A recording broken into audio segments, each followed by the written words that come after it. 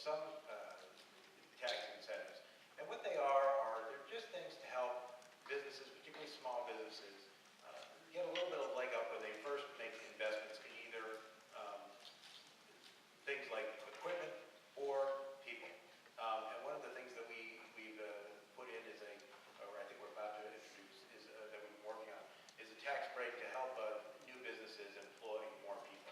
And basically what it is it's a rebate on some of the payroll tax that they'll have to pay in.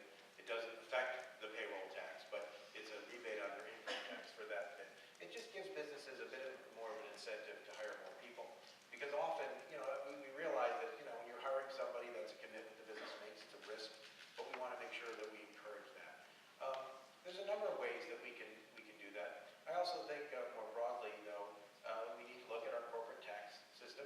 And I know I'm a Democrat, but I'm for actually lowering the corporate tax rate, but for making sure that businesses actually pay it. And if we do that, we can create a level playing field where businesses aren't able to do all these offshore kinds of tax shelters and things like that, but do have a lower tax rate. That'll also improve the economy.